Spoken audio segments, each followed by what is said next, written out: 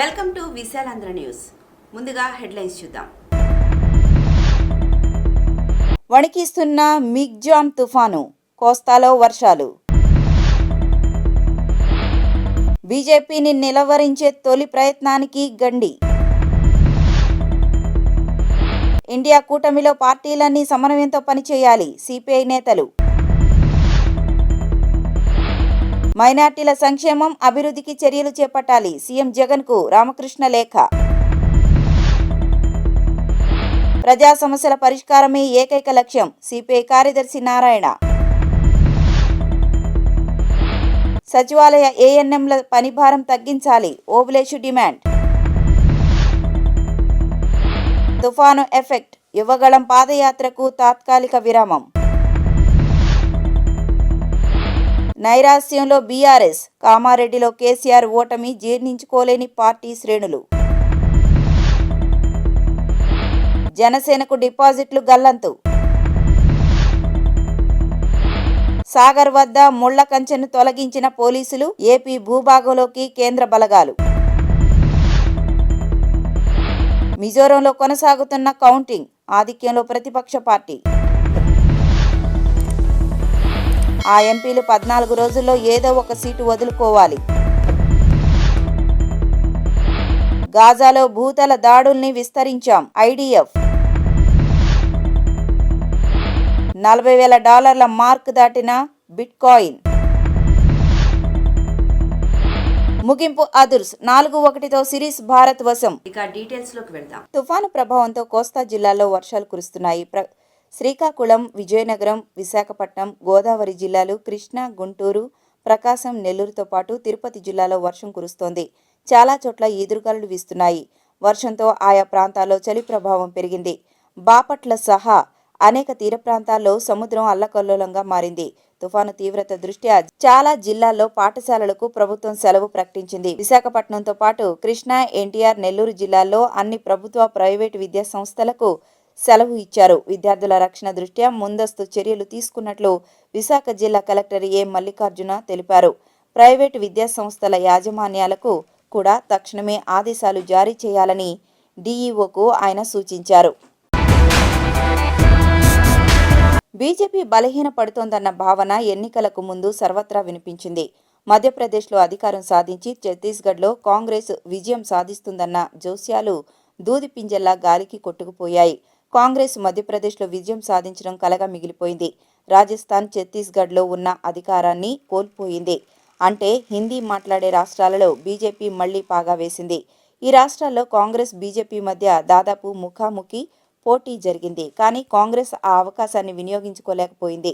మధ్యప్రదేశ్, రాజస్థాన్, ఛత్తీస్గఢ్లో గెలవడం వల్ల బీజేపీ 12 రాష్ట్రాల్లో సొంతంగా ప్రభుత్వాలు నడిపే స్థితికి వచ్చింది. మహారాష్ట్ర, మేఘాలయ, నాగాలాండ్లో బీజేపీ సంకీర్ణ ప్రభుత్వాల్లో భాగస్వామిగా ఉంది. 5 శాసనసభ ఎన్నికల కన్నా ముందు ఒక్క మధ్యప్రదేశ్లో మాత్రమే కాకుండా బీజేపీ మరో 2 రాష్ట్రాలను సాధించగలిగింది. కాంగ్రెస్ ఏలుబడిలో ఉన్న రాష్ట్రాల సంఖ్య 3కు తగ్గిపోతుంది. కాంగ్రెస్ ఏలుబడిలో ఇదివరకటి రాష్ట్రాలలో రాజస్థాన్, ఛత్తీస్గఢ్లో ఓటమి పాలు కావడంతో ప్రతిపక్ష శిబిరం బలపడుతుందన్న ఆశలన్నీ వమ్మైనాయి. తెలంగాణలో కాంగ్రెస్ అన్ని వర్గాలను కలుపుకుందని, యువతకు ప్రాముఖ్యత ఇవ్వడం ద్వారా మంచి ఫలితాలు వచ్చాయన్నారు. బీఆర్ఎస్కు అహంభావం ఎక్కువైందని, అందుకే ఓటమి చవిచూసిందన్నారు. కేసీఆర్ ప్రజాస్వామ్యాన్ని అవహేళన చేశారని విమర్శించారు. తెలంగాణలో కేసీఆర్ ఖజానా నిండింది తప్ప రాష్ట్ర అభివృద్ధి లేదన్నారు. రైతు బంధు, దళిత బంధు పథకాలు రివర్స్ కొట్టాయని, రాజకీయాల్లో ప్రజలు అహంభావాన్ని సహించరని స్పష్టం చేశారు. బండి సంజయ్ నాయకత్వాన తెలంగాణలో బీజేపీ ముందుకొస్తున్న తరుణంలో కేసీఆర్ విజ్ఞప్తితో ఆయన్ను పక్కన పెట్టారని తెలిపారు. మోదీని కేసీఆర్ బాంఛన్నని మొక్కడంతో లిక్కర్ కేసులో కవిత అరెస్టు ఆగిపోయిందన్నారు. సిపిఐ నుంచి ఎమ్మెల్యేగా విజయం సాధించిన కూనంనేని సాంబశివరావు ఒక్కడైనా అసెంబ్లీలో తన గళాన్ని గట్టిగా వినిపిస్తారని చెప్పారు. ఛత్తీస్గఢ్లో ఇండియా కూటమిలో ఉన్న కమ్యూనిస్టు పార్టీని కాంగ్రెస్ కలుపుకోలేదని, అందువల్ల అక్కడ ఫలితం వేరుగా వచ్చిందన్నారు. కొందరు భూబకాసురులు ఆ భూముల అన్యాక్రాంతానికి కుట్రలు చేస్తున్నట్లు కూడా ఆరోపణలు వస్తున్నాయని వివరించారు. ఉర్దూ యూనివర్సిటీ ఏర్పాటు ఎక్కడ వేసిన గొంగళి అక్కడే ఉన్నట్టుందన్నారు.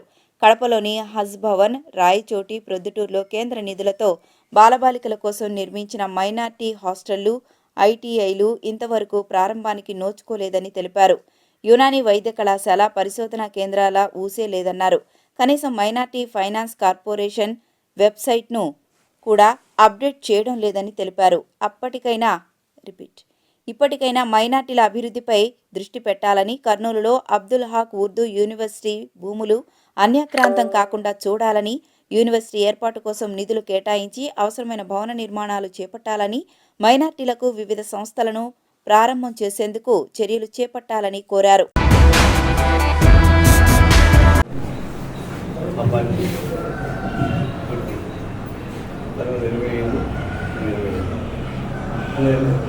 సెన్సెస్ సెలబ్రేషన్ చేసుకోబోతున్నాం. బాధ్యత ప్రారంభించిన 100 ఏళ్ళ తర్వాత 100 ఏళ్ళకి దేశమవుతుందని సెలబ్రేషన్ సెలవు చెప్పచ్చు. 100 ఏళ్ళని అవన్నీ మీరు ఏం చేస్తారు? 100 ఏళ్ళకి మా పార్టీ పుట్టిన తర్వాతే స్వతంత్ర పోరాటం పాల్గొనడం ద్వారా బ్రిటిష్ సామ్రాజ్యాలకు వ్యతిరేక పోరాటం సాగించే క్రమంలో సంపూర్ణ స్వాతంత్రం కావాలని పోయింది. స్వాతంత్రమే కాదు, దున్నేవాడికి భూమి కావాలని పోయింది. మాజీ రాజభవన్ వసతి పోయింది. ఓ సమస్య దర్శనం చేయాలని పోయాం.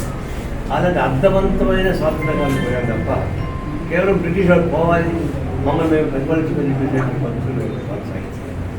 అందుకే స్వాతంత్రం వచ్చిన కూడా ఓ సమస్య కోసం కొనసాగించి తెలంగాణ సాయుధ పోవడం కానీ, చల్లపల్లి జమీందారి పోవడం కానీ, నేపాల్లో ఉద్యమం తెలంగాణ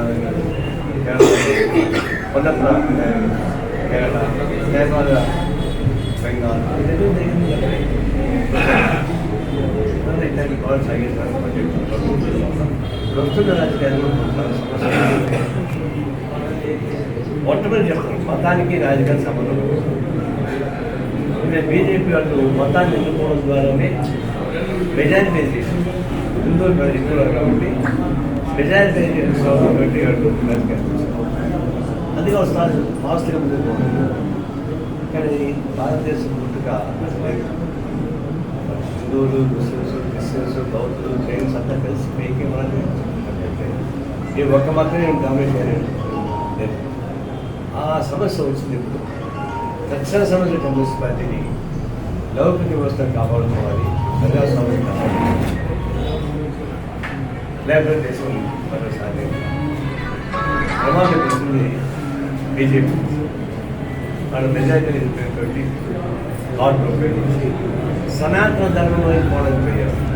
దేశంతో ప్రభుత్వం ముందు పోతుంటే మీరు రాజకీయాలను కోల్పోయారు. అలా ఈ దేశం ముందు పోవడానికి లేకుండా రాజకీయ వాళ్ళు కోరుతున్నారు. అది ఆరోగ్య ప్రధాన కర్త. దానికి బీజేపీకి వీధి పోరాటాల ద్వారా కూడా ప్రోత్సహించాం. అది చేయాలంటే గ్రామ స్థాయిలో పరిగెత్తుతారు. భగవంతుడి శాఖల ద్వారా గ్రామ స్థాయిలో బలపడుతుంది. వీధి పోరాటం అది చేయలేము. ఈ దేశాన్ని కాపాడే సాధ్యం కాదు. ఈ దేశాన్ని లౌకిక వ్యవస్థని ప్రజాస్వామ్యం కాపాడాలంటే కమ్యూనిస్ట్ బలపడితే సాధ్యం. కమ్యూనిస్ట్ బలహీన కంటే ఉంది నియంత్రణ. తెలంగాణలో కమ్యూనిస్ట్ వెళ్ళలేదు, నియంత్రణ పోయారు. నియంత్రణ పెరిగి చివరికి నియంత్రణ ఓడించిన పరిస్థితి. ఇక్కడ ప్రజాస్వామ్యం లేదు అన్నారు. కానీ ప్రజాస్వామ్యం కొనసాగించాల్సిన సమస్య. ఇంతకుముందు ప్రజాస్వామ్యం కోసం సెకండ్ కొనసాగించాలంటే కమ్యూనిస్ట్ బలపడాలి. బలపడితే తప్ప సాధ్యం భారతదేశం కాబట్టి. అందుకని పునాది స్థాయి నుంచి బలపడడానికి ఉపయోగపడే పద్ధతుల్లో ప్రాథమిక సభ్యత్వ చేర్పింపు, నూతన సభ్యులు చేర్పింపు, రాజకీయాలు చెప్పడం ద్వారా బలోపేతం చేయడం అవకాశం. ఆ భాగంగానే ఈరోజు సభ్యత్వ కార్యక్రమం తీసుకుంటాం. విజయవాడలో మొట్టమొదటి కూడా ఒక నిర్మాణ ప్రైవేట్ పార్టీ శాఖ సభ్యత పునరుద్ధరణ, వార్డు వారికి సాంప్రదాయం. అందులో జాతీయ సమితి నుంచి కూడా ప్రతి జాతీయ సంస్థలు కూడా ప్రాథమిక సభ్యత్వం చేయడానికి ప్రత్యక్ష పాత్ర వహించాలని చెప్పేసి నిర్ణయించుకుంటారు. జాతీయ స్థాయిలో ఉన్నా కూడా గ్రామ స్థాయి వరకు వెళ్ళి సభ్యత్వ పొందడం సాధించాలి. దాన్ని పాల్గొనే నిర్ణయం పాల్గొంటున్నా. తర్వాత నేను పాండిచేరిలో పాల్గొంటున్నాను, తర్వాత చెన్నైలో పాల్గొంటున్నాను, తర్వాత హైదరాబాద్ పాల్గొంటున్నాను. అలాగే దేశభక్తులు రాజకీయ నా పార్టీ నాయకులంతా కూడా ఈ 2 రోజుల పాటు గ్రామ స్థాయిలో పర్యటన స్థాయిలో డెవలప్మెంట్ చేస్తాం.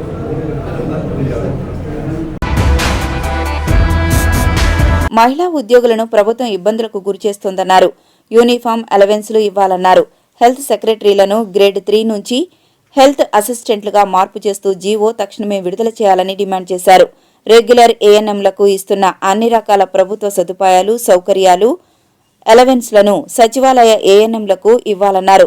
హెల్త్ సెక్రటరీలకు గతంలో ఇస్తున్న కిట్ అలవెన్స్లు ప్రస్తుతం నిలుపుదల చేశారని, వాటిని యథావిధిగా కొనసాగించాలని అన్నారు. గతంలో ఆర్సీహెచ్లో డేటా అప్లోడ్ చేస్తే అలవెన్స్ ఇచ్చేవాళ్లని, ఇప్పుడు ఆ అలవెన్స్ పునరుద్ధరించాలని డిమాండ్ చేశారు.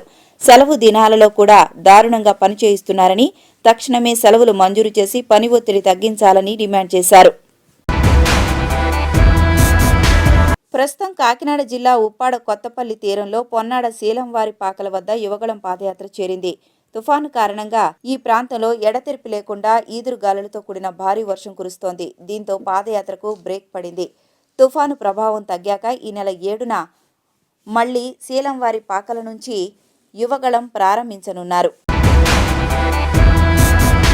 జీహెచ్ఎంసీ పరిధిలో ఫలితాలు ఉత్తేజాన్ని ఇచ్చినప్పటికీ గ్రామీణ నియోజకవర్గాలపై పెట్టుకున్న ఆశలు నిరాశపరచడం పార్టీ వర్గాలను విస్మయపరిచాయి. బోటాబోటీ మెజారిటీతో అయినా తిరిగి ప్రభుత్వాన్ని ఏర్పాటు చేస్తామని భావించిన ఆ పార్టీ నేతల్లో ఫలితాల అనంతరం నైరాశ్యం నెలకొంది. ఈ నేపథ్యంలో ఆగస్టు 21న అభ్యర్థులను ప్రకటించినప్పటి నుంచి నిత్యం కోలాహలంగా కనిపించిన ఆ పార్టీ కేంద్ర కార్యాలయం తెలంగాణ భవన్ ఆదివారం బోసిపోయింది. జీహెచ్ఎంసీ పరిధిలో గెలిచిన నేతలు స్థానికంగానే విజయోత్సవ సంబరాలు నిర్వహించుకున్నారు. ఎన్నికల ప్రచారంలో భాగంగా ముఖ్యమంత్రి కేసీఆర్ 32 రోజుల్లో 96 ప్రజా ఆశీర్వాద సభల్లో పాల్గొన్నారు. అక్టోబర్ 15న హుస్నాబాద్లో తొలి బహిరంగ సభలో పాల్గొన్న ఆయన తర్వాత రాష్ట్రమంతా సుడిగాలి పర్యటనలు చేశారు. కూకట్పల్లి, తాండూరు, కోదాడ, నాగర్ కర్నూల్, ఖమ్మం, కొత్తగూడెం, వైరా, అశ్వారావుపేట స్థానాల్లో ఆ పార్టీ అభ్యర్థులు పోటీ చేశారు. అందులో 4 స్థానాలు ఖమ్మం జిల్లాలోనే ఉండగా మిగిలిన 4 వేర్వేరు జిల్లాల్లో ఉన్నాయి. వారి తరఫున వివిధ నియోజకవర్గాల్లో ఆ పార్టీ అధ్యక్షుడు పవన్ కళ్యాణ్, కూకట్పల్లిలో బీజేపీ జాతీయ అధ్యక్షుడు జేపీ నడ్డా ప్రచారం చేశారు. కాగా అన్ని స్థానాల్లోనూ జనసేన అభ్యర్థుల ఓటమి పాలయ్యారు. కూకట్పల్లి అభ్యర్థి ముమ్మారెడ్డి ప్రేమ్ కుమార్కు మాత్రం 39,830 ఓట్లు రాగా మిగిలిన అన్ని స్థానాల్లో 5,000 కంటే తక్కువ ఓట్లు వచ్చాయి. ఇరువైపులా పోలీసు బలగాలు తిరుగుముఖం పట్టడంతో అందరూ ఊపిరి పీల్చుకున్నారు. ఈ నెల 6వ తేదీన కృష్ణానది యాజమాన్య బోర్డు సమావేశం ఢిల్లీలో జరగనుందని, బోర్డు నిర్ణయం మేరకు నడుచుకుందామని ఇరు రాష్ట్రాల సాగర్ అధికారులు మాట్లాడుకున్నారు.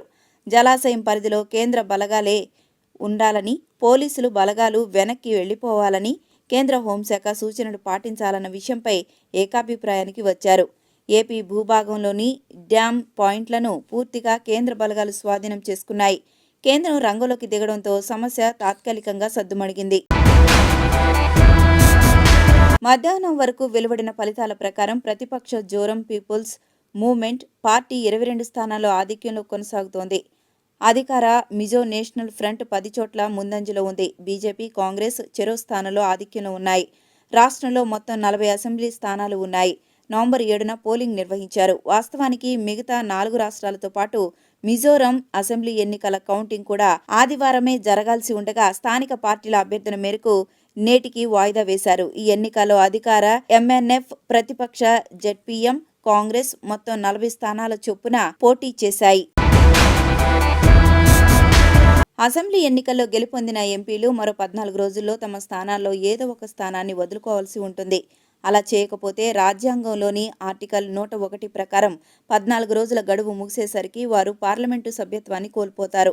అయితే వారు రాష్ట్ర శాసనసభ సభ్యునిగా కొనసాగవచ్చునని రాజ్యాంగ నిపుణులు, లోక్సభ మాజీ సెక్రటరీ జనరల్ పీడీటీ ఆచారి తెలిపారు. మధ్యప్రదేశ్, రాజస్థాన్, ఛత్తీస్గఢ్, తెలంగాణ రాష్ట్రాల్లో ఆదివారం ఓట్ల లెక్కింపు పూర్తవగా సోమవారం మిజోరంలో ఓట్ల లెక్కింపు జరగనుంది.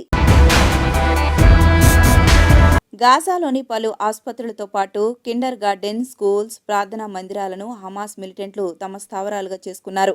ఇలాంటి వందలాది స్థావరాలను ఇజ్రాయెల్ బయటపెట్టింది.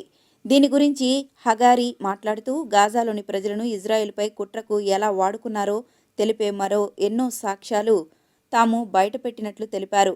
శని, ఆదివారాల్లో ఇజ్రాయెల్ గాజాలోని జబాలియా ప్రాంతంపై దాడులకు పాల్పడింది. పాలస్తీనాకు చెందిన ప్రముఖ శాస్త్రవేత్త సుఫ్యాన్ తయహ్ను ఐడిఎఫ్ హతమార్చినట్లు పాలస్తీనా ఉన్నత విద్యాశాఖ వెల్లడించింది. భారత కాలమానం ప్రకారం సోమవారం ఉదయం 10:37 ముగిసిన 24 గంటల వ్యవధిలో బిట్కాయిన్ విలువ 4% పెరిగి $40,950 వద్ద ట్రేడ్ అవుతోంది. గత 7 రోజుల్లో ఈ కాయిన్ దాదాపు 10% పెరగడం గమనార్హం. మరో కీలక కాయిన్ అయిన ఇథేరియం గత 24 గంటల్లో 3.3%, 7 రోజుల్లో 8.5% పుంజుకుంది. 2023లో ఇప్పటి వరకు బిట్కాయిన్ 146% పుంజుకుంది. చివరిసారి 2022 ఏప్రిల్లో $40,000 మార్కు వద్ద ట్రేడ్ అయింది. ఆ సమయంలో టెర్రా యూఎస్డి స్టేబుల్ కాయిన్ పతనంతో క్రిప్టో మార్కెట్లో $2 లక్షల కోట్ల సంపద ఆవిరైన విషయం తెలిసిందే. మరోవైపు బ్లాక్ రాక్ కంపెనీ తొలి అమెరికా స్పాట్ బిట్కాయిన్ ఈటీఎఫ్ను ప్రారంభించేందుకు దరఖాస్తు చేసుకున్న విషయం తెలిసిందే.